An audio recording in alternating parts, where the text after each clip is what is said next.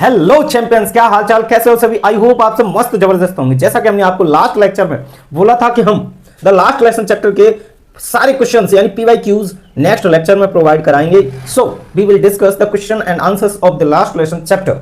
चलिए स्टार्ट करते हैं। और यहां पर हमने सारे क्वेश्चंस ईयर वाइज कंबाइंड किए, यानी कि जो जो क्वेश्चंस प्रीवियस ईयर में पूछे हुए हैं सारे क्वेश्चंस हमने एकदम सीरीज में लगाए हुए हैं। आप अच्छे से प्रैक्टिस करोगे देन हम आपको श्योरिटी दे सकते हैं यहां से 100% आपको क्वेश्चन मिलेगा ही मिलेगा। चलिए सबसे पहले प्रश्न आप देखोगे, why was Franz afraid of going to school, यानी फ्रेंड्स क्यों डरा हुआ था स्कूल जाने को लेकर। देखिए ये प्रश्न आया हुआ है कब, 2022 में ये प्रश्न आया हुआ है आपके एग्जाम में। आंसर समझेंगे क्यों डरा हुआ था, तो इसका रीजन ये था, फ्रेंड्स स्कूल जाने से बहुत ज्यादा डरा हुआ था क्योंकि उसने पार्टिसिपल का रूल यानी पार्टिसिपल का चैप्टर तैयार नहीं किया था, और जबकि एम सर पहले ही बोल चुके थे कि वे पार्टिसिपल पर प्रश्न पूछेंगे। समझिए इसको हमने लिखा हुआ है, फ्रेंड्स वाज अफ्रेड, फ्रेंड्स भयभीत था, बिकॉज क्योंकि ही हैड नॉट प्रिपेयर्ड, क्योंकि उसने प्रिपेयर नहीं किया था हिज लेसन, अपना पार्ट ऑन पार्टिसिपल, यानी पार्टिसिपल पर अपना पार्ट उसने प्रिपेयर नहीं किया था, इसीलिए वह बहुत ज्यादा भयभीत था।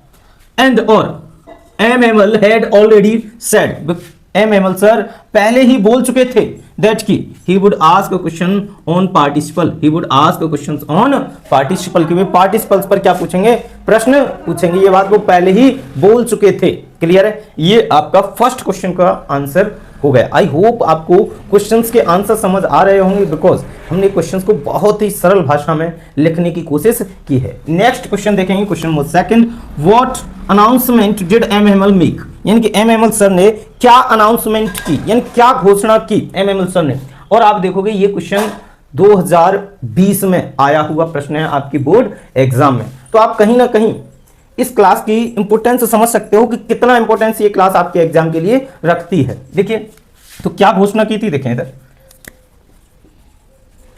MML announced that it was the last French lesson. It was the last French lesson because क्योंकि an order had come from Berlin to teach only German in the schools of Alsace and Lorraine. The new masters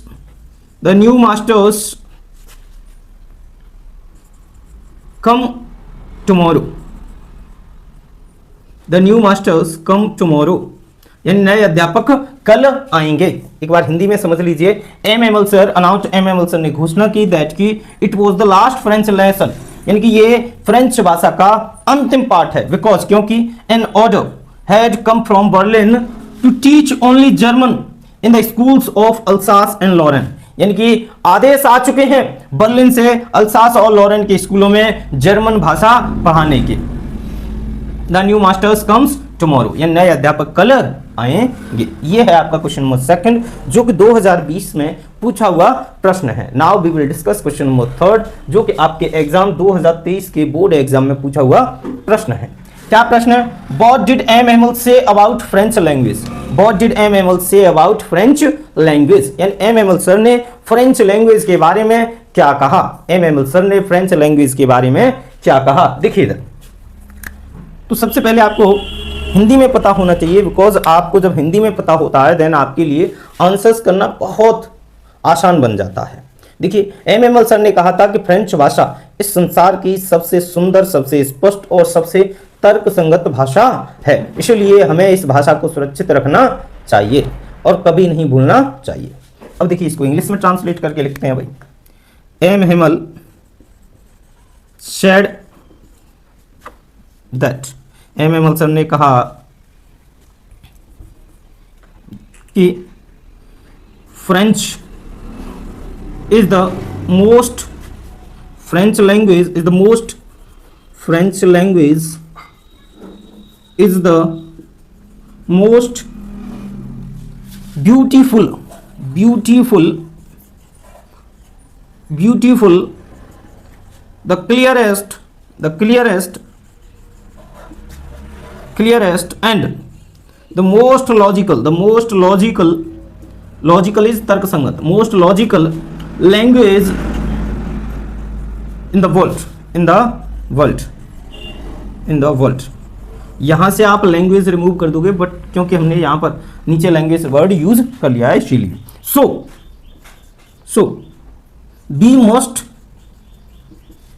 we must guard it among us, इसीलिए इसे हमें अपने बीच सुरक्षित रखना चाहिए। And never forget it, और कभी भी इसे भूलना नहीं चाहिए, यानी कि फ्रेंच भाषा को कभी भी हमें भूलना नहीं चाहिए। ये 3 क्वेश्चंस हमने कराए, 3 क्वेश्चंस डिस्कस किए। क्या आपको ये तीनों क्वेश्चंस कंप्लीटली समझ आए? चलिए आगे समझने का प्रयास करते हैं। देखिए क्वेश्चन हो नेक्स्ट, यानी 4 नंबर क्वेश्चन देखिए। What did Franz see on his way to school, यानी कि स्कूल के रास्ते में फ्रेंच ने क्या देखा, स्कूल के रास्ते में फ्रेंच ने क्या देखा, यानी स्कूल जाते समय क्या देखा फ्रेंच ने। तो समझिए इसका आंसर क्या हो जाएगा। On the way to school Franz ने देखा दैट की द वर्ड्स बर चिरपिंग, यानी कि बर्ड्स क्या कर रहे थे, चेंचा रहे थे, पक्षी क्या कर रहे थे, चेंचा रहे थे। At the edge of the woods, यानी जंगल के किनारे पक्षी चेंचा रहे थे। The day was very bright, दिन बहुत चमकीला था। Back of the saw mill and back of the show mill the Prussian soldiers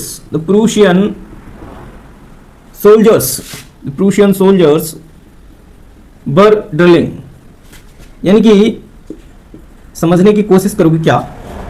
on the way to school के रास्ते में फ्रेंच ने देखा दैट की the birds were chirping means होता है चेंचाना, बर्ड्स चेंचाना। At the edge of the woods, यानी जंगल के किनारे पक्षी चहचहा रहे थे। यहां पर समझने की कोशिश करोगे, ये जो देखिए वुड मीन्स अपने आप में होता है लकड़ी, बट यहीं पर अगर इसका वुड्स कर दिया जाए, यानी कि इसमें एस या एस ऐड करने पर इसका सेंस चेंज हो जाता है और सेंस निकलने लगता है फॉरेस्ट। यानी कुछ एक ऐसे नाउन्स होते हैं जिनका एस या एस जोड़ने पर सेंस बदल जाता है, उन्हीं में से एक ये है। समझिए आ गया। The birds were chirping at the edge of the woods, यानी कि पक्षी जंगल के किनारे चहचहा रहे थे। The day was very bright, यानी कि दिन बहुत चमकीला था उस दिन। And back of the saw mill, आरा मशीन के पीछे the Prussian soldiers were drilling, आरा मशीन के पीछे प्रूशियन सोल्जर्स ड्रिलिंग कर रहे थे, यानी कि एक्सरसाइज कर रहे थे। ये है क्वेश्चन नंबर 4 और आई होप आपको क्वेश्चन समझ आया होगा, बिकॉज बहुत ही आसान और सरल लैंग्वेज लिखने की हमने कोशिश की है। नाउ नेक्स्ट क्वेश्चन को डिस्कस करते हैं। नेक्स्ट क्वेश्चन बहुत ज्यादा इंपॉर्टेंट है आपके लिए। Describe the atmosphere of the class, यानी क्लास का आपको एटमॉस्फेयर एक्सप्लेन करना है, कैसा एटमॉस्फेयर था क्लास में पूरे में। तो आपको हिंदी में सबसे पहले आना चाहिए कि कैसा एटमॉस्फेयर था। तो देखिए क्लास का जो एटमॉस्फेयर था वो बहुत ही साइलेंट था, सीरियस था, इमोशनल था। सभी स्टूडेंट्स एंड विलेजर्स सभी शांत थे, चुपचाप बैठे हुए थे, सभी चुपचाप पढ़ रहे थे और सभी लोग रेस्पेक्ट देने के लिए वहां पर उपस्थित थे। चलिए इसको लिखते हैं, देखिए इधर। द एटमॉस्फेयर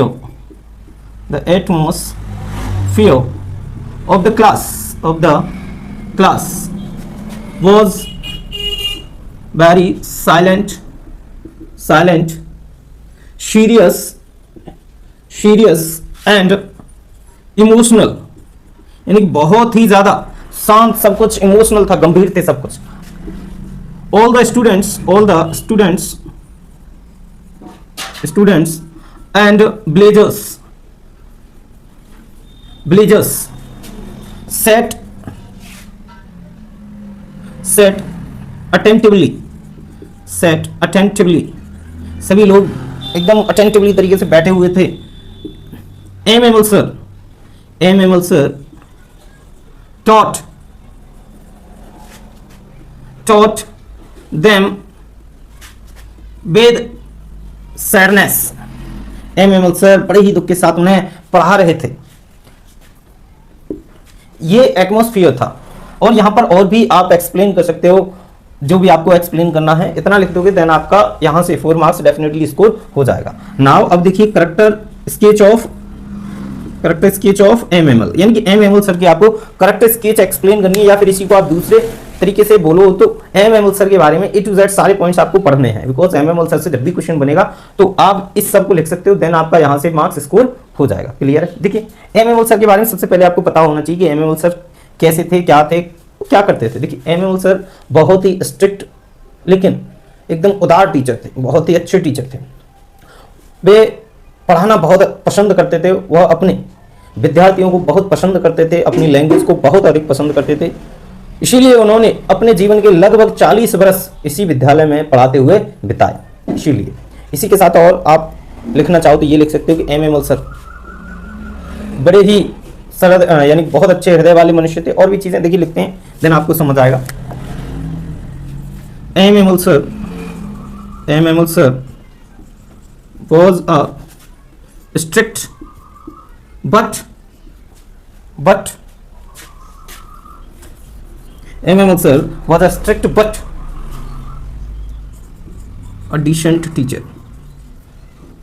या फिर काइंड हार्टेड टीचर भी कर सकते हो, काइंड हार्टेड टीचर। यानी कि एमएमएल सर स्ट्रिक्ट तो थे बट काइंड हार्टेड थे, यानी कि बहुत ही एकदम उदार टाइप के थे। ही loved teaching, वह पढ़ाना बहुत पसंद करते थे। And he spent his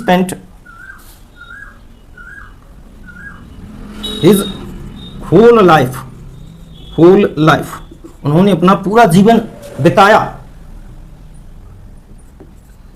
in the work of teaching, यानी कि टीचिंग करते हुए उन्होंने अपना पूरा जीवन बिताया। He loved French language deeply, वह अपनी फ्रेंच लैंग्वेज को बहुत अधिक पसंद करते थे। एंड रेस्पेक्ट इट, वह अपनी फ्रेंच भाषा को बहुत पसंद करते थे और उसका सम्मान करते थे। क्लियर है? What was the bulletin board? Bulletin board क्या था? समझिए आंसर क्या है। Bulletin board was the only source of information, या फिर आप मीडियम भी कर सकते हो। was the only medium of information for them, उनके लिए एकमात्र माध्यम था इन्फॉर्मेशन का बुलेटिन बोर्ड। क्लियर है? उनके लिए मींस गांव वालों के लिए। all their good or bad news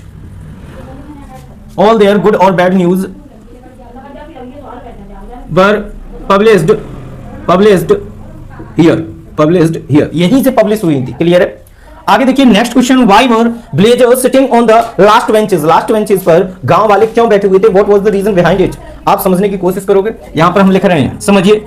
the villagers were sitting on the last benches because it was the way